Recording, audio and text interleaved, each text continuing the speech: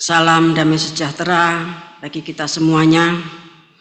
Kita akan mendengarkan yang ketiga, sesi ketiga tentang Yom Kippur.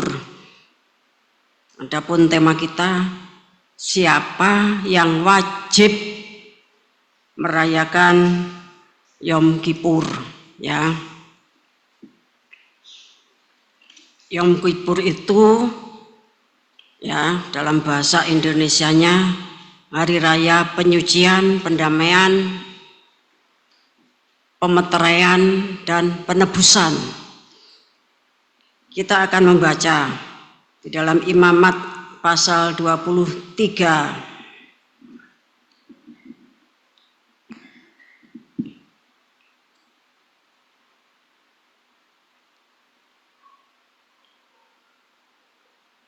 Imamat pasal 23 ayat 15 sampai 22 itu berbicara tentang hari raya Paskah. Ini tidak usah dibaca dulu ya. Hari raya Paskah, kemudian hari raya roti tidak beragi, kemudian buah bungaran, dan hari raya Pentakosta. Kita zaitun liar atau goyim atau bangsa kafir atau non Israel, kita merayakan Paskah kemudian sampai kepada Pentakosta, bahkan hari raya kenaikan Tuhan Yesus yang tadi disinggung oleh song leader hari Kamis tanggal 9 kemarin. Bapak Ibu yang dikasih Tuhan, masih ada hari raya lagi hari raya yang kelima, yaitu peniupan sangkakala, yang tadi juga diungkap sedikit bahwa itu saatnya Tuhan itu membangkitkan umatnya dengan tiupan sangkakala yang ditiup 100 kali di mana-mana dan sangat menggelegar, membangkitkan orang dari tidur tidur secara rohani karena saatnya mempelai datang itu sudah sangat dekat, supaya mempersiapkan pelita dan mempersiapkan maksudnya pelitanya dicek dan kemudian juga diisi dengan minyak. Yang bijak punya minyak, yang bodoh tidak punya minyak, pelitanya mati. Bapak Ibu yang dikasihi Tuhan, kemudian ayat yang ke-23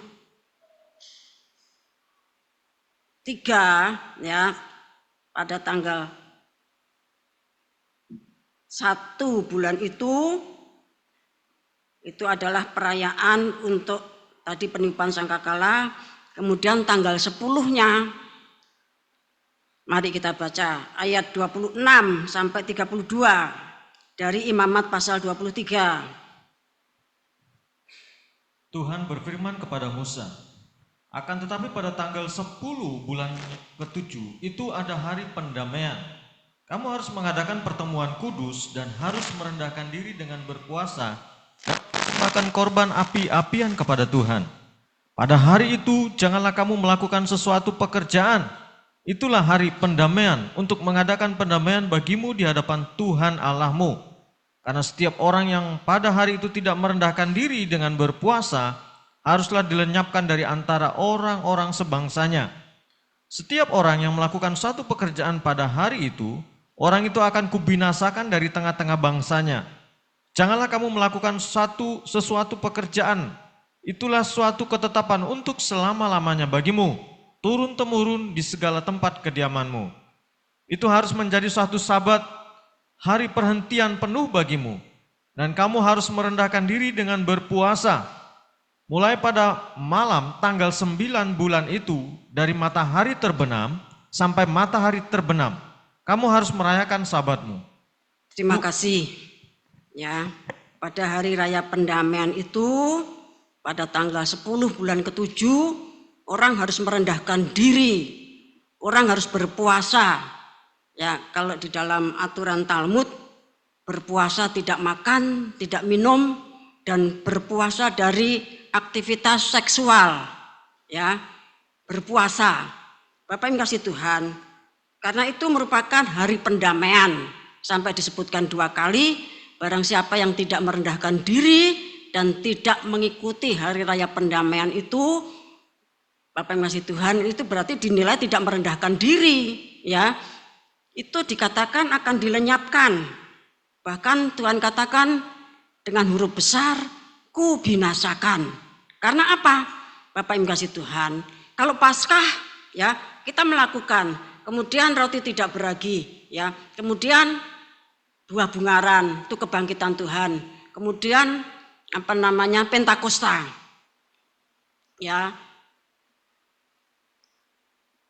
dari tanggal 9 itu kenaikan, 10 hari kemudian berarti tanggal 19 ya, itu pencurahan Roh Kudus. Gereja melaksanakan, Bapak Ibu kasih Tuhan. Nah, sebagai umat Kristen, Bapak Ibu kasih Tuhan, maka Tuhan menetapkan hari raya pendamaian sampai hari raya Pondok Daun.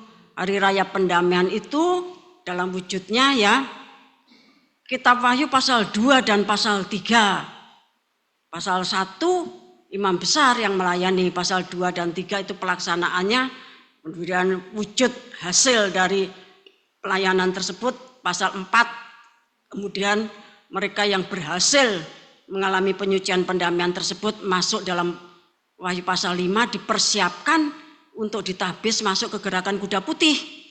Bapak Ibu kasih Tuhan, setelah melaksanakan semua kegiatan Kitab Wahyu, 7 meterai, 7 sangkakala dan 7 borkor murka Allah, maka kita merayakan hari raya Pondok Daun. Itulah masuk kerajaan 1000 tahun damai. Nah, untuk masuk kerajaan 1000 tahun damai itu berarti masuk ruang maha suci. Berarti harus lewat pintu tirai. Pintu tirainya yaitu perayaan ya penyucian pendamaian. Bapak yang kasih Tuhan. Karena yang disucikan dan diperdamaikan, dipercik dengan 7 percikan darah itu adalah tabut perjanjian yang ada di dalam ruang maha suci. Bapak Ibu Saudara yang kasih Tuhan, ya.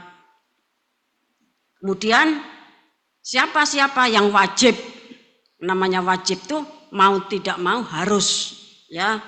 Itu yang pertama itu tentunya orang berdosa. Bapak Ibu kasih Tuhan.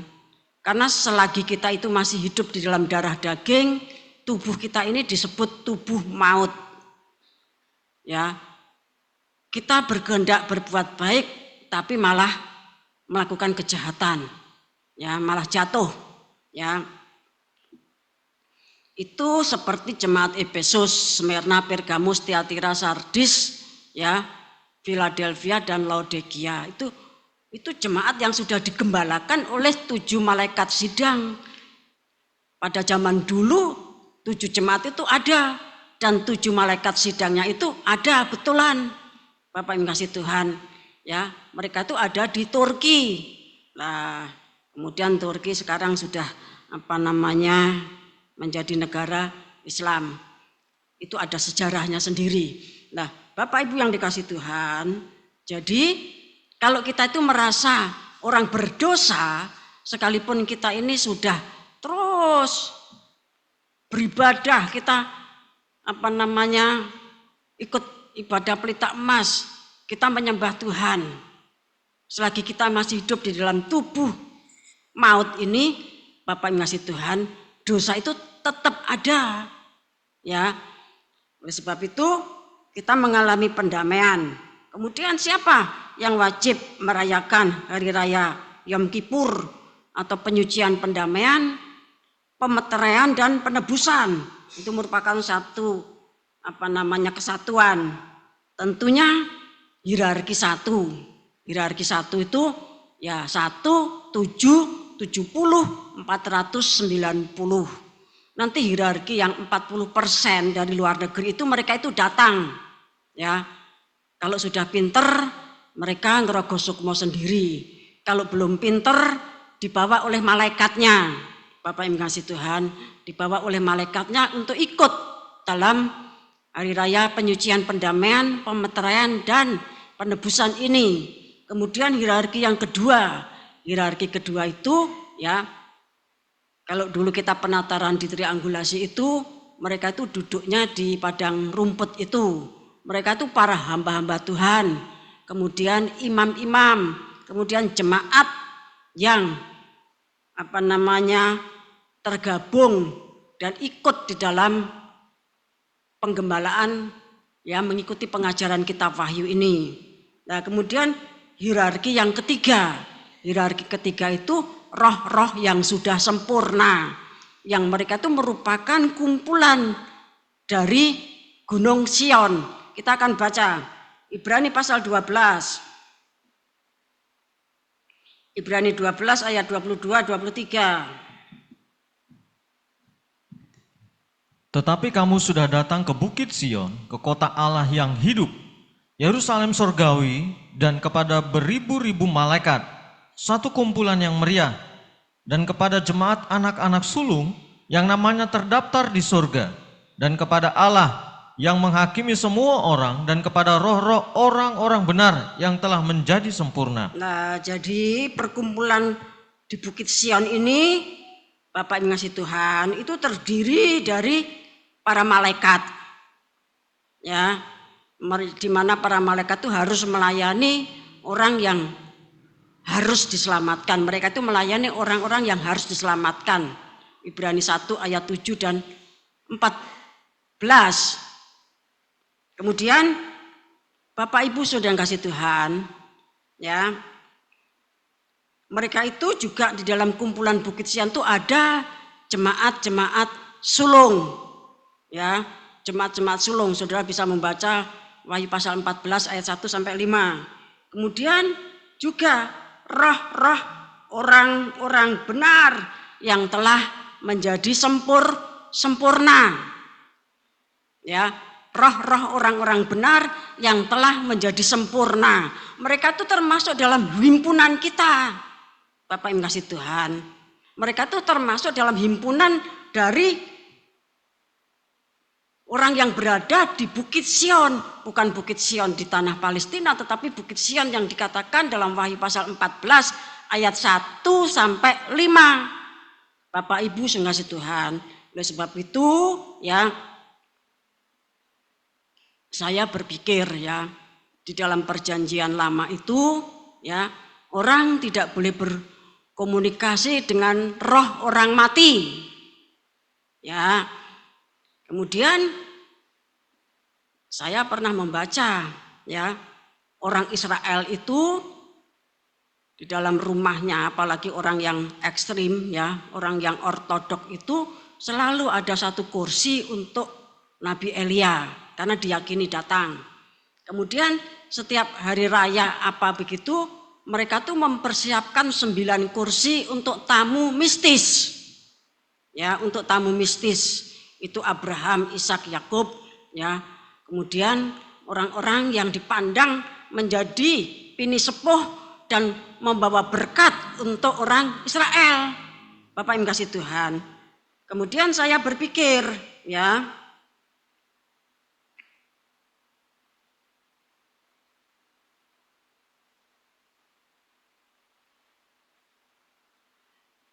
ada ayat mengatakan, ya, sebelum Tuhan Yesus itu naik ke surga, itu tidak ada, ya, ini Yohanes 3 ayat 13.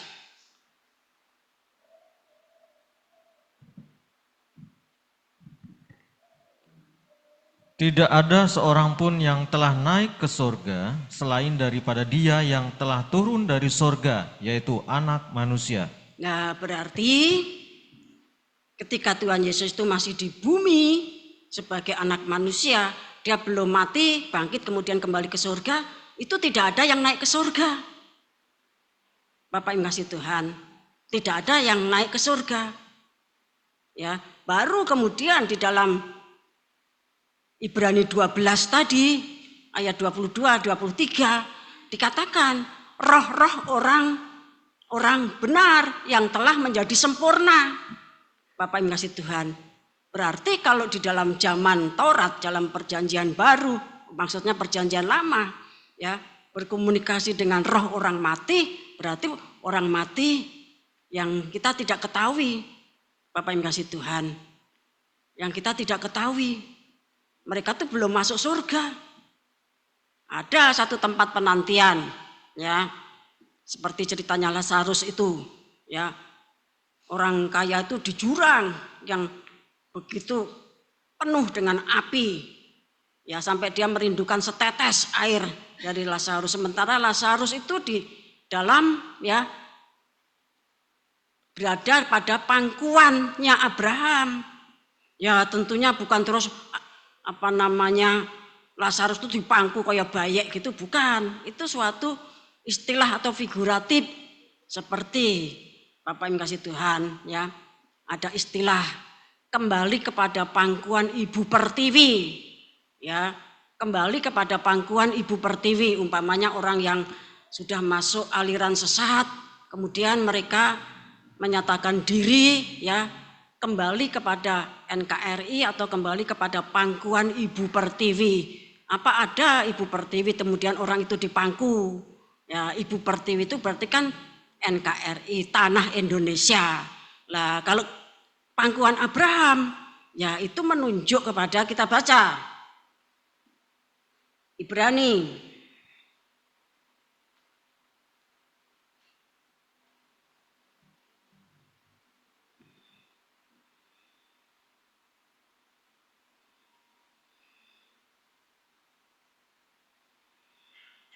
ya, sebentar saya carikan. Ibrani 11 ayat 16.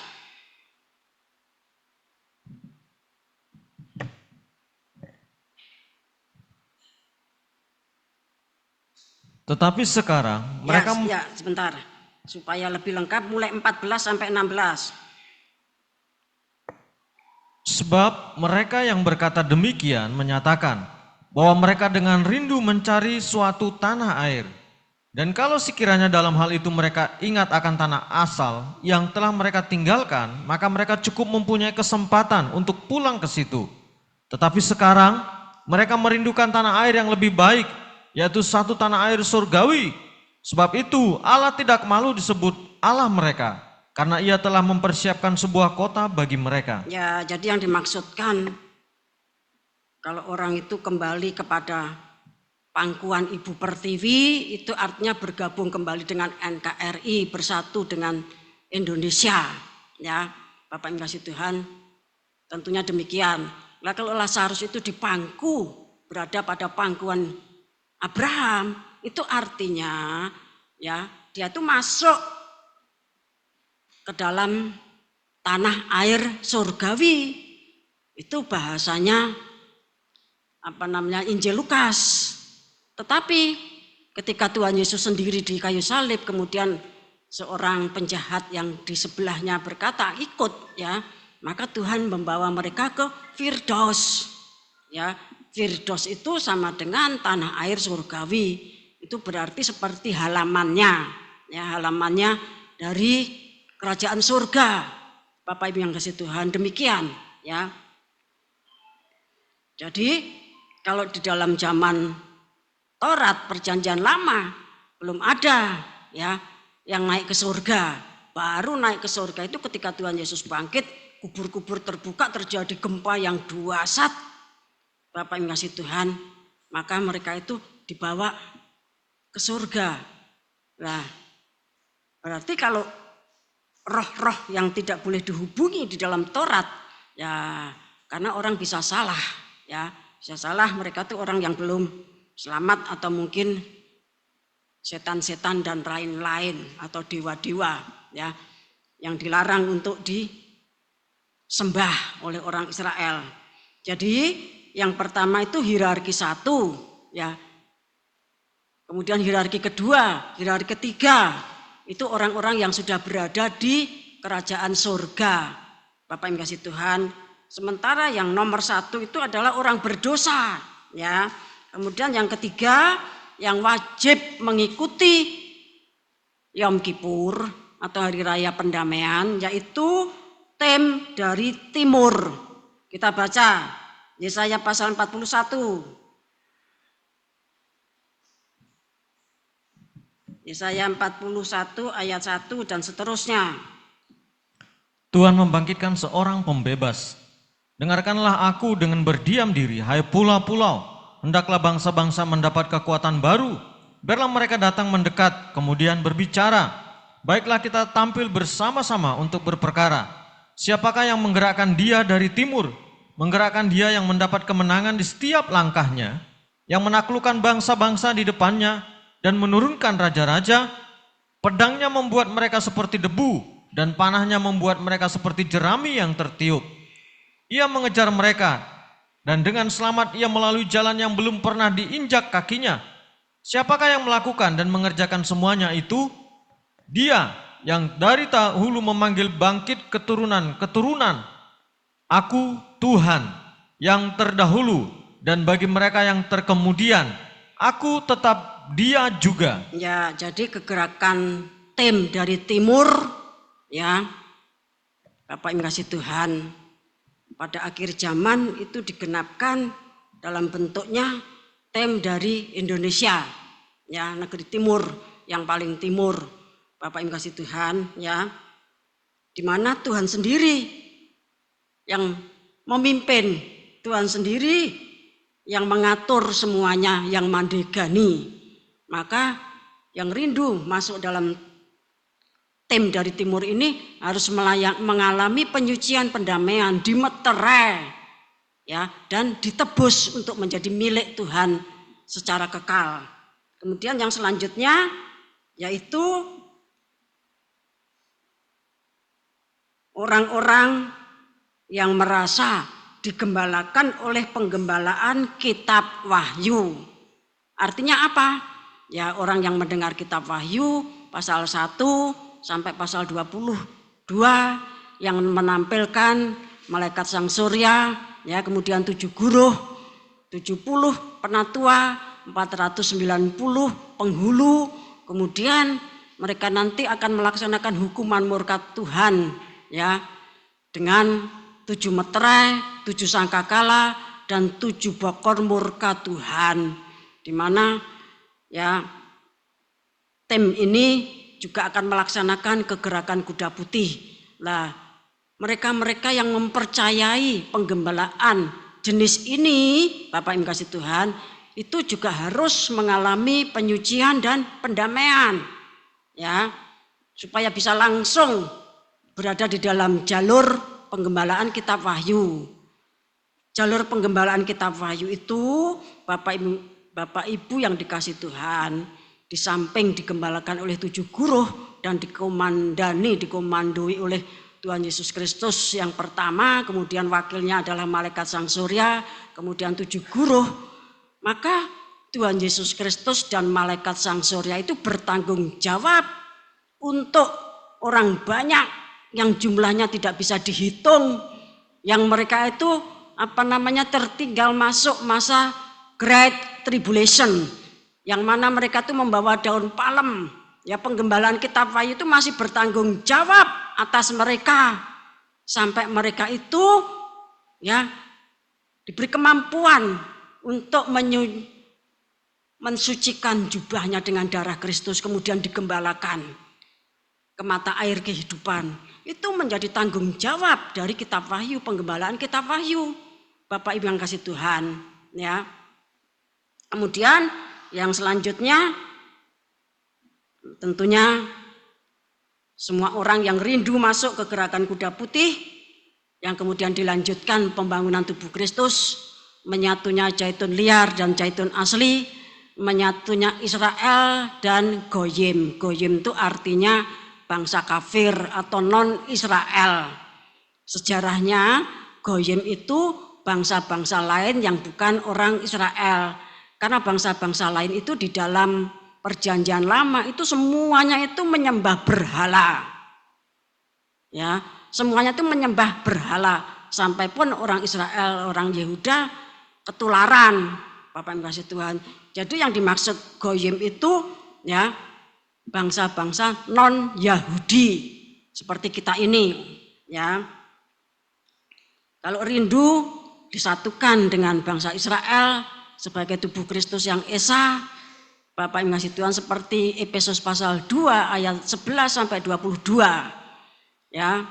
Jadi tidak bisa tubuh Kristus itu cuma terdiri dari bangsa-bangsa tok, bangsa-bangsa. Orang Israel tidak masuk ke situ, tidak bisa. Tubuh Kristus itu juga bukan terdiri dari orang Israel saja. Bangsa-bangsa ini harus masuk menjadi satu tubuh Kristus. Nah, siapa yang rindu masuk di dalam kegerakan itu harus mengalami penyucian dan pendamaian.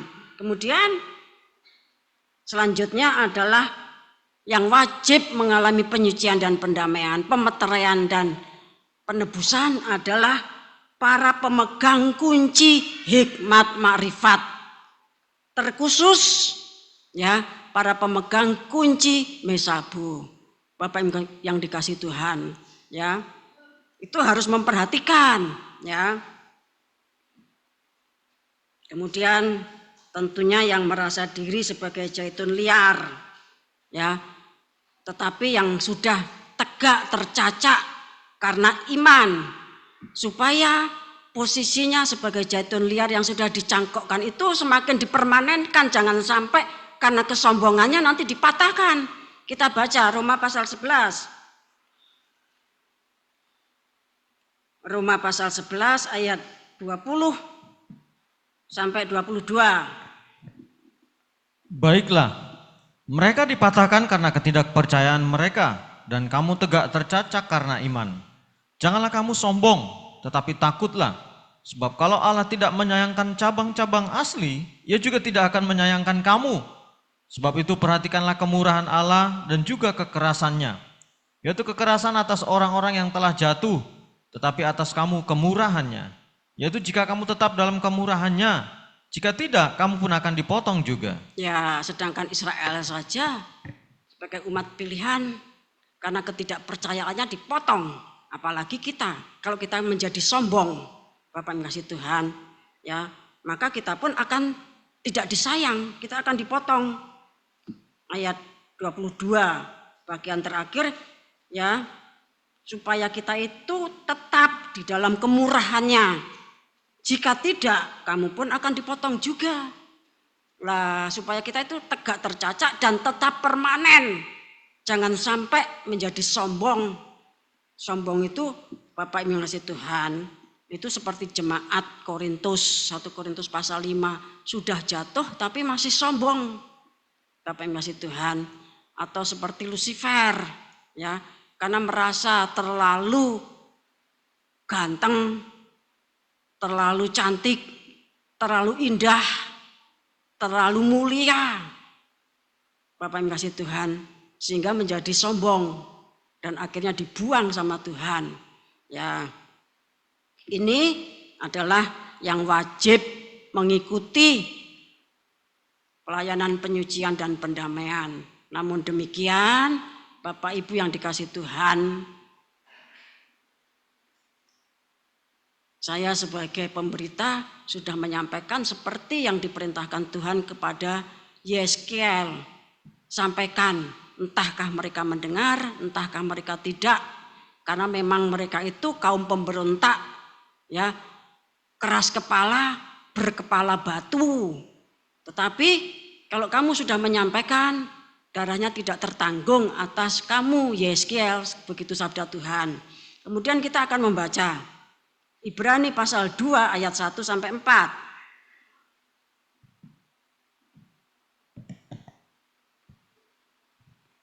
Keselamatan yang besar. Karena itu harus lebih teliti kita memperhatikan apa yang telah kita dengar, supaya kita jangan hanyut di bawah arus.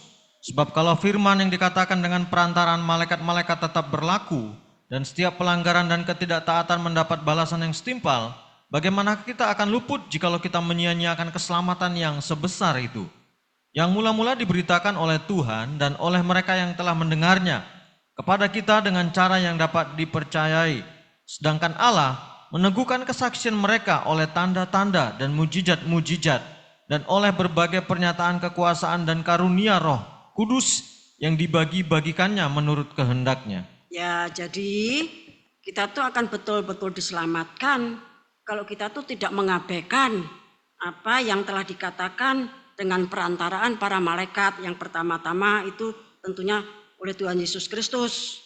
Ya, kemudian yang di ayat 2, sebab kalau firman yang dikatakan dengan perantaraan malaikat-malaikat tetap berlaku, Bapak yang kasih Tuhan, dan setiap pelanggaran dan ketidaktaatan mendapatkan balasan yang setimpal. Bagaimana mungkin kalau kita menyia-nyiakan, menganggap firman itu sudah tidak berlaku? Bapak Ibu Saudara yang dikasih Tuhan, ya. Supaya sebelum kita masuk dalam perayaan yang besar, karena setelah hari ini saya akan masuk pergumulan, ya, untuk menyiapkan tanggal 15 sampai 17 itu. Nanti selama 4 minggu akan dilayani para kandidat, ya. Kandidat apa ya? Kandidat, ya. Kita bersama-sama dipersiapkan, saudara dipersiapkan, saya juga dipersiapkan melalui berkat yang saudara terima, sehingga kita semuanya siap masuk ke dalam pelayanan yang besar, yang merupakan pintu tirai untuk masuk hari raya Pondok Daun. Bapak Ibu yang kasih Tuhan, kalau kita goal dari Wahyu pasal, kalau dalam kitab Wahyu itu Wahyu pasal 1 sampai nanti Wahyu pasal 4, hasilnya kita betul-betul menjadi bait suci. Kemudian kita masuk Wahyu pasal 5, persiapan pergumulan doa puasa pentahbisan untuk masuk ke gerakan kuda putih. Bapak Ibu kasih Tuhan. Jadi betapa pentingnya kita ini, ya, mengikuti perayaan Yom Kippur. Kemudian Bapak Ibu kasih Tuhan, Ibrani 2 ayat 1 sampai 4 tadi dikatakan, ya, firman yang dikatakan dengan perantaraan malaikat-malaikat itu tetap berlaku. Apalagi firman itu diterima dari mulutnya Tuhan Yesus Kristus sendiri, dari Dewan Musyawarah Tuhan, itu tetap berlaku. Dan kita harus ingat, kitab Wahyu itu jiwa tabernakelnya itu tabut perjanjian. Ya, tabut perjanjian, dan tabut perjanjian itu tidak boleh dilihat sembarang orang karena nanti mati. Oleh sebab itu Bapak Ibu Tuhan, ketika kita ini ikut mengusung tabut perjanjian, maka kita itu ditahbis sebagai imamat rajani. Ya, ditahbis sebagai imamat rajani. Bapak Ibu Tuhan, ikut di dalam rombongan pengusung tabut perjanjian, yaitu berita kitab Wahyu. Bapak Ibu Saudara Tuhan, apa-apa yang tidak pernah didengar, yang tidak pernah dilihat, dan tidak pernah muncul di dalam hatinya manusia, itu adalah semua peristiwa, semua kejadian, semua keadaan yang ada di dalam ruang maha suci. Bapak yang kasih Tuhan, yang ada di surga, yang sekarang ini ada di kapal, ya, sambil menunggu kita. Kita akan berada di sana selagi bumi ini kiamat, sampai nanti kita masuk di dalam suatu tempat padang belantara. Di sana kita dipersiapkan, itu disebut sebagai surga. Wahyu pasal 21, mempelai perempuan itu turun dari surga. Bapak yang kasih Tuhan, ya. Jadi tidak ada firman itu yang tidak kepake. Suratan Yudas cuma 1 pasal, itu masih berlaku. Bapak yang kasih Tuhan, suratan yang paling sedikit di dalam perjanjian lama, cuma 1 pasal, itu tetap berlaku. Bapak yang Obaja itu, ya. Masakan firman sebanyak 22 pasal yang baru dibuka tahun 87, kemudian baru berumur berapa tahun sudah tidak berlaku. Bapak yang kasih Tuhan, jangan sampai kita disesatkan oleh ilah zaman, ya. Jangan sampai kita menjadi kanak-kanak yang diumbang-ambingkan oleh angin-angin pengajaran. Suratan Efesus mengatakan begitu, menjadi kanak-kanak yang diumbang-ambingkan oleh angin-angin pengajaran. Bapak Ibu yang dikasih Tuhan, malaikat itu bahasa Yunaninya angelos, ya. Itu menunjuk kepada to bring tiding, orang yang menyampaikan berita, ya, to bring tiding, kabar atau berita. Kemudian messenger, itu pesuruh atau kurir, Kemudian pastor itu pendeta, ya. Kemudian arti yang keempat itu angel, itu malaikat. Jadi itu menunjuk kepada tiding itu berita.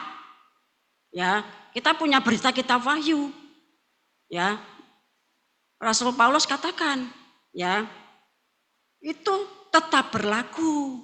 Bapak Ibu kasih Tuhan, supaya apa? Keselamatan, mendapatkan keselamatan yang besar. Kalau kita pengen mendapatkan keselamatan yang besar itu di mana toh? Kan tentunya bukan di halaman, bukan di ruang suci, tetapi di ruang maha suci. Bapak Ibu kasih Tuhan, kita harus percaya, ya, seperti Ibrani 2 ayat 2 ini, bahwa firman itu tetap berlaku. Dan semua pelaksana keputusan Tuhan itu harus bisa ngerogo sukmo. Kalau kita belum bisa ngerogo sukmo sendiri, kita akan dibawa oleh para malaikat untuk menjadi pelaksana keputusan Tuhan. Bapak Ibu yang kasih Tuhan, kita datang pada satu acara yang ditetapkan Tuhan. Kita datang ke Dewan Musyawarah, tentunya ya hierarki tingkat tinggi. Kemudian kita datang bertemu dengan saudara-saudara seiman yang rohnya sudah sempurna. Tapi kemudian ketika kita pulang didelet supaya jangan menjadi sombong. Ya, kalau kita menjadi sombong maka zaitun liar itu dipatahkan. Supaya kita tidak menjadi sombong ketika turun, ya. Kita pulang, kita lupa semuanya. Tetapi nanti ada saatnya semua seperti tirai itu dibuka sehingga kita tuh bisa paham, mengerti semuanya. Bapak Ibu kasih Tuhan. Kemudian siapa yang melayani Yom Kippur? Bapak Ibu kasih Tuhan. Yang melayani hari raya penyucian pendamaian. Itu kalau di dalam Imamat pasal 16 yang melayani itu Harun. Sejak kasus Nadab Abihu itu mati karena sembarangan masuk ruang maha suci, maka Tuhan tetapkan tidak boleh sembarang waktu masuk ruang maha suci. Setahun sekali dilayani oleh imam besar Harun dengan aturan dan persembahan yang sangat banyak sekali aturannya. Nah sekarang ini kita punya imam besar sendiri, ya. Kita baca Ibrani pasal 7. Ibrani pasal yang ke-7 ayat 11 mulai. Kristus adalah imam yang lebih tinggi daripada Harun. Karena itu, andai kata oleh imamat Lewi telah tercapai kesempurnaan, sebab karena imamat itu umat Israel telah menerima Taurat. Apakah sebabnya masih perlu seorang lain ditetapkan menjadi imam besar menurut peraturan Melkisedek, dan yang tentang dia tidak dikatakan menurut peraturan Harun? Sebab jikalau imamat berubah, dengan sendirinya akan berubah pula hukum Taurat itu. Sebab ia yang dimaksudkan di sini termasuk suku lain, dari suku ini tidak ada seorang pun yang pernah melayani di mezbah. Sebab telah diketahui semua orang bahwa Tuhan kita berasal dari suku Yehuda, dan mengenai suku itu Musa tidak pernah mengatakan sesuatu apapun tentang imam-imam. Dan hal itu jauh lebih nyata lagi jikalau ditetapkan seorang imam lain menurut cara Melkisedek, yang menjadi imam bukan berdasarkan peraturan-peraturan manusia, tetapi berdasarkan hidup yang tidak dapat binasa. Sebab tentang dia diberi kesaksian, engkau adalah imam untuk selama-lamanya menurut peraturan Melkisedek. Memang suatu hukum yang dikeluarkan dahulu dibatalkan kalau hukum itu tidak mempunyai kekuatan dan karena itu tidak berguna. Sebab hukum Taurat sama sekali tidak membawa kesempurnaan, tetapi sekarang ditimbulkan pengharapan yang lebih baik yang mendekatkan kita kepada Allah. Dan sama seperti hal ini tidak terjadi tanpa sumpah, memang mereka telah menjadi imam tanpa sumpah. Tetapi ia dengan sumpah diucapkan oleh dia yang berfirman kepadanya, Tuhan telah bersumpah dan ia tidak akan menyesal, engkau adalah imam untuk selama-lamanya. Demikian pula Yesus adalah jaminan dari satu perjanjian yang lebih kuat. Dan dalam jumlah yang besar mereka telah menjadi imam, karena mereka dicegah oleh maut untuk tetap menjadi imam. Tetapi karena ia tetap selama-lamanya, imamatnya tidak dapat beralih kepada orang lain. Karena itu ia sanggup juga menyelamatkan dengan sempurna semua orang yang oleh dia datang kepada Allah. Sebab ia hidup senantiasa untuk menjadi pengantara mereka. Sebab imam besar yang demikianlah yang kita perlukan, yaitu yang saleh, tanpa salah, tanpa noda, yang terpisah dari orang-orang berdosa dan lebih tinggi daripada tingkat-tingkat surga, yang tidak seperti imam-imam besar lain, yang setiap hari harus mempersembahkan korban untuk dosa-dosanya sendiri, dan sesudah itu barulah untuk dosa umatnya. Sebab hal itu telah dilakukannya satu kali untuk selama-lamanya, ketika ia mempersembahkan dirinya sendiri sebagai korban. Sebab hukum Taurat menetapkan orang-orang yang diliputi kelemahan menjadi imam besar, tetapi sumpah yang diucapkan kemudian daripada hukum Taurat menetapkan anak yang telah menjadi sempurna sampai selama-lamanya. Ya, inilah imam besar Melkisedek. Dia bukan keturunan Harun, tetapi dari suku Yehuda. Dia diangkat menjadi imam besar menurut peraturan Melkisedek dengan sumpah.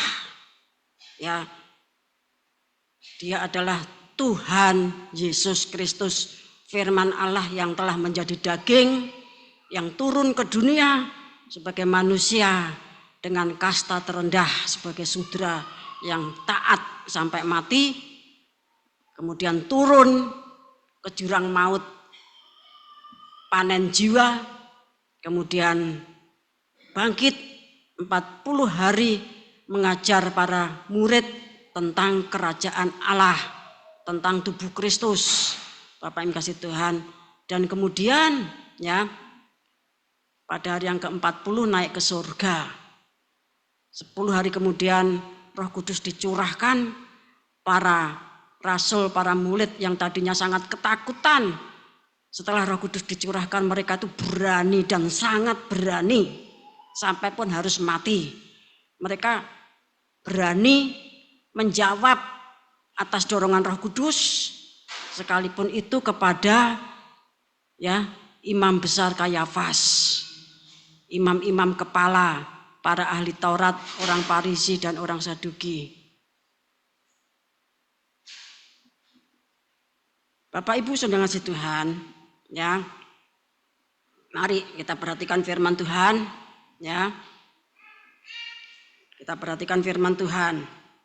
Jadi yang nanti akan melayani pelayanan Yom Kippur itu dia, ya, imam besar Melkisedek yang akan berhadirat di tempat ini, dan saya nanti akan delosor di bawah, Bapak yang kasih Tuhan.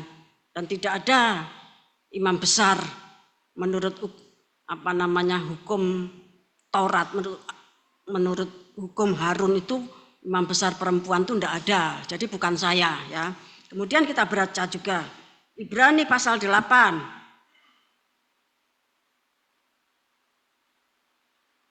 Ayat 1 sampai 6. Imam besar perjanjian baru.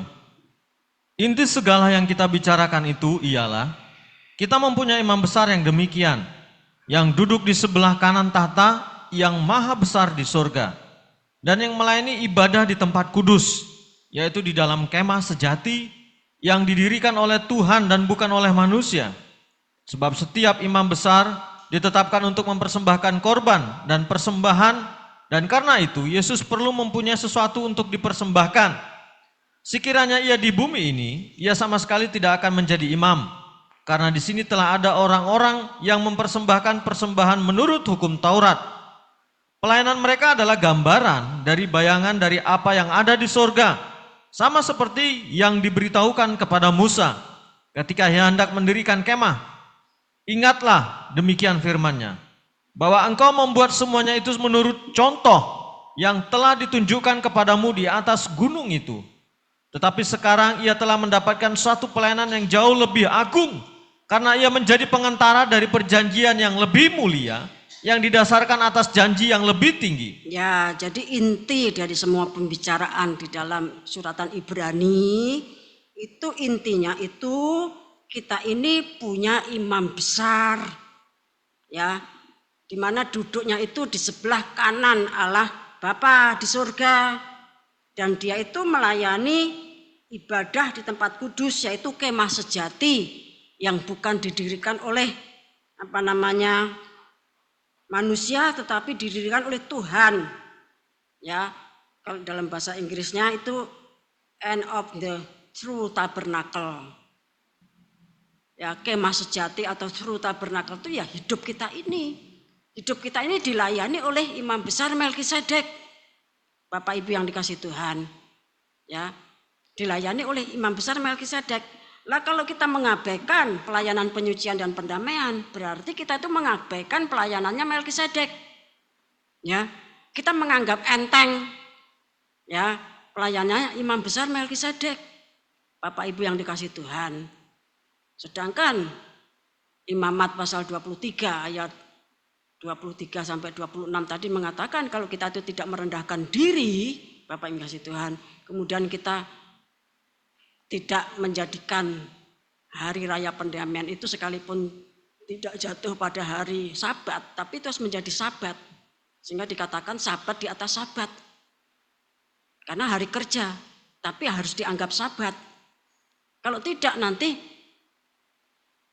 dilenyapkan, dibinasakan oleh Tuhan. Bapak yang kasih Tuhan, itu yang berkata tuh firman Tuhan. Kalau saya ya monggo kerso ya. Yang penting saya sudah sampaikan ya. Kemudian Bapak Ibu yang dikasih Tuhan, bagaimana sikap kita? Kita lihat Injil Lukas pasal yang ke-12. Injil Lukas pasal yang ke-12, kita baca ayat 13 dan selanjutnya. Orang kaya yang bodoh. Seorang dari orang banyak itu berkata kepada Yesus, "Guru, katakanlah kepada saudaraku supaya berbagi warisan dengan aku." Tetapi Yesus berkata kepadanya, "Saudara, siapakah yang telah mengangkat aku menjadi hakim antara pengantara atas kamu?" Katanya lagi kepada mereka, "Berjaga-jagalah dan waspadalah terhadap segala ketamakan. Sebab walaupun seorang berlimpah-limpah hartanya, hidupnya tidaklah tergantung daripada kekayaannya itu." Kemudian ia mengatakan kepada mereka suatu perumpamaan, katanya, "Ada seorang kaya, tanahnya berlimpah-limpah hasilnya. Ia bertanya dalam hatinya, 'Apakah yang harus aku perbuat? Sebab aku tidak mempunyai tempat di mana aku dapat menyimpan hasil tanahku.' Lalu katanya, 'Inilah yang akan aku perbuat. Aku akan merombak lumbung-lumbungku, dan aku akan mendirikan yang lebih besar, dan aku akan menyimpan di dalamnya segala gandum dan barang-barangku. Sesudah itu aku akan berkata kepada jiwaku, jiwaku, ada padamu banyak barang, tertimbun untuk bertahun-tahun lamanya. Beristirahatlah, makanlah, minumlah, dan bersenang-senanglah.' Tetapi firman Allah kepadanya, 'Hai engkau orang bodoh, pada malam ini juga jiwamu akan diambil daripadamu, dan apa yang telah kau sediakan untuk siapakah itu nanti?' Demikianlah jadinya dengan orang yang mengumpulkan harta bagi dirinya sendiri, jikalau ia tidak kaya di hadapan Allah." Ya, ini bagaikan jemaat Laodikia, Bapak yang kasih Tuhan. Ya, jadi kita ini harus kaya juga di hadapan Tuhan. Bukan cuma untuk diri kita sendiri, artinya Bapak Ibu yang dikasih Tuhan, ya kita mulai belajar, ya kita mulai mempersembahkan untuk Tuhan bagi pelaksanaan ya hari raya Yom Kippur tersebut. Ya. Kita baca Lukas 18. Kita baca ayat yang ke-9 sampai 14. Perumpamaan tentang orang Farisi dengan pemungut cukai. Dan kepada beberapa orang yang menganggap dirinya benar dan memandang rendah semua orang lain, Yesus mengatakan perumpamaan ini. Ada dua orang pergi ke bait Allah untuk berdoa. Yang seorang adalah Farisi dan yang lain pemungut cukai. Orang Farisi itu berdiri dan berdoa dalam hatinya begini, "Ya Allah, aku mengucap syukur kepadamu karena aku tidak sama seperti semua orang lain. Bukan perampok, bukan orang lalim, bukan penjinah, dan bukan juga seperti pemungut cukai ini. Aku berpuasa 2 kali seminggu. Aku memberikan 1/10 dari segala penghasilanku." Tetapi pemungut cukai itu berdiri jauh-jauh. Bahkan ia tidak berani mengadah ke langit, melainkan ia memukul dirinya dan berkata, "Ya Allah, kasihanilah aku orang berdosa ini." Aku berkata kepadamu, orang ini pulang ke rumahnya sebagai orang yang dibenarkan Allah, dan orang lain itu tidak. Sebab barang siapa meninggikan diri, ia akan direndahkan. Dan barang siapa merendahkan diri, ia akan ditinggikan. Ya, jadi nanti pada hari raya Yom Kippur itu, Bapak Ibu yang kasih Tuhan, kita harus bersikap seperti pemungut cukai. Dalam artian apa? Kita tidak berani tengadah ke langit, tetapi menundukkan diri, menyadari dosa-dosanya. Dan pada saat hari raya Yom Kippur kita tidak usah tunjuk jari atas dosanya orang. Kita tidak seperti itu, tidak seperti itu, tidak seperti itu, tidak seperti itu. Bapak yang kasih Tuhan, tidak demikian. Kita tidak melihat dosanya orang, tetapi dosa kita sendiri diselesaikan dengan Tuhan. Kalau kita ingat ada dosa dengan orang, ya diselesaikan, tetapi bukan untuk menghakimi. Bapak Ibu yang dikasih Tuhan, ya. Kemudian kita baca juga 1 Yohanes pasal 1. 1 Yohanes pasal yang ke-1 ayat 8 sampai 10. Jika kita berkata bahwa kita tidak berdosa, maka kita menipu diri kita sendiri dan kebenaran tidak ada di dalam kita. Jika kita mengaku dosa kita, maka Ia adalah setia dan adil, sehingga akan mengampuni segala dosa kita dan menyucikan kita dari segala kejahatan.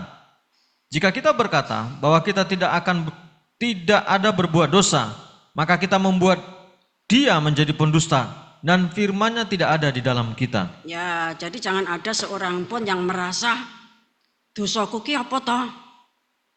Aku ora dosa, aku ora salah.